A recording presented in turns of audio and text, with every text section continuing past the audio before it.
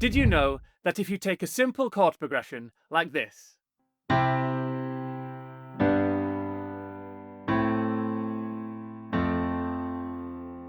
add the key 2 half steps up from the bottom of the chord, like this. So 1 half step, 2 half steps. To some of the chords in the progression, you can immediately add more colour and emotion to the chords.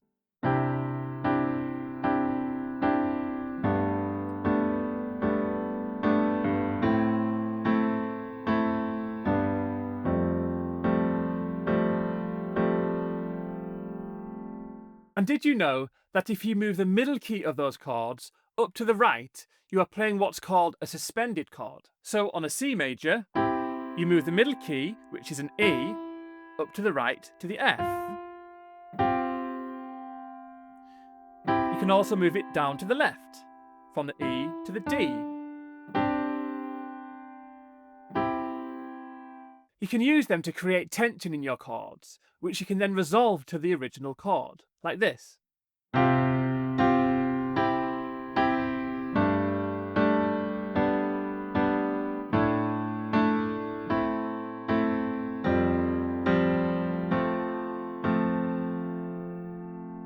And did you know that you can break up your chords, using, for example, the pattern top, middle, bottom, middle, to create a sense of movement, and keeping some of those suspended chords, it sounds like this.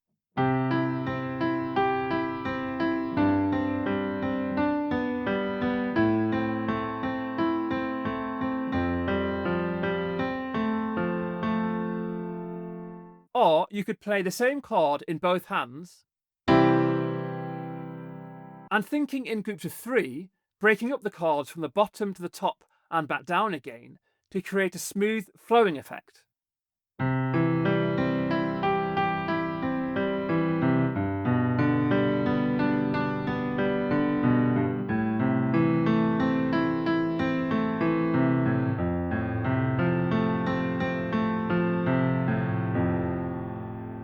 And if we then go back to the basic chords, but change the order of the notes, it's called an inversion.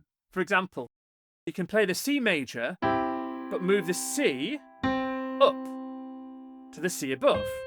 This is called a C major first inversion. And if you do that again, taking the bottom key, which is now an E, up an octave, that would be a C major second inversion.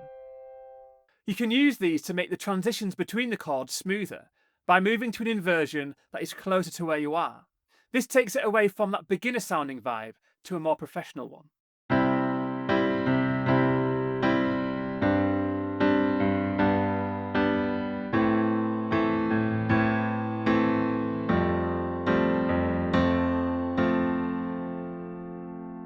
And if you wanted to give it a jazzier sound, you can add what are called chord extensions, which is when you add extra notes on top of the chord. For example, a C major chord, you can see that it's made up of playing a key, then skipping, playing, skipping, playing.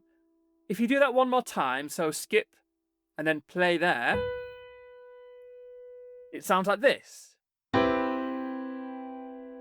This chord would be called a C major 7, because you are adding a 7 into the chord.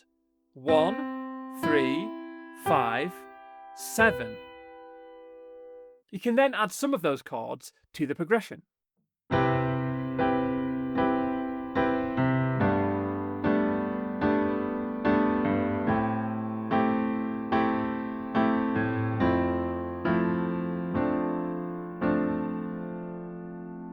And if you use what's called an offbeat rhythm, which is when you play it on the half beats in between the main counts, you can give the progression a reggae or ska vibe. 1 and 2 and 3 and 4 and.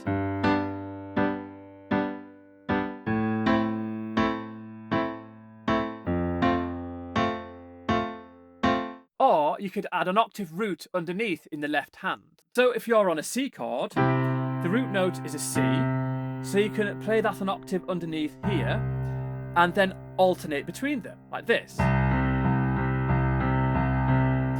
And that will make it sound rockier. For example,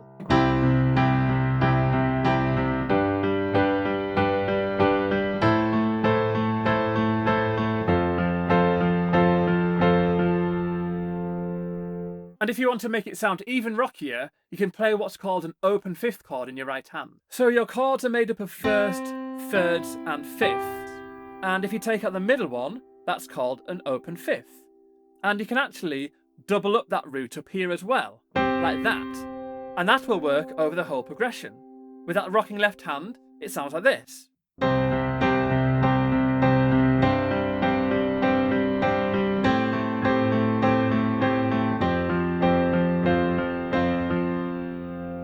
And talking about rocking, how about rocking between the top two notes of the chord and the bottom? And throwing in some of those suspended chords from before. And you can also move it up the piano to create a more ballady vibe.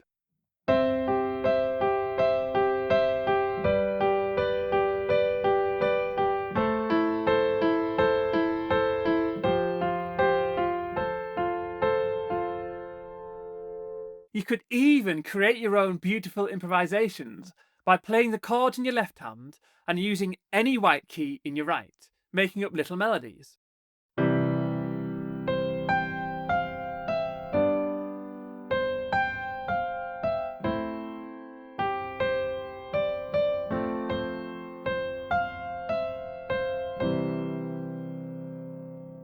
Or turn it on its head by making it bluesy, by using notes from the C major blues scale, which are C, D, E flat, E, G, A, and the C above.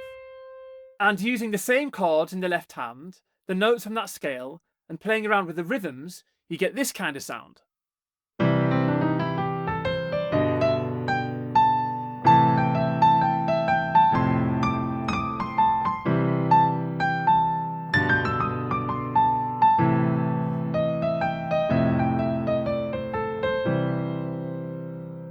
I could keep on going with this, but I'll stop for now. I just wanted to show you that with just 4 chords, a few tips, some patterns, and a couple of scales, you can create a whole range of different sounds on the piano. Now, I'm aware that I wasn't going into great detail here.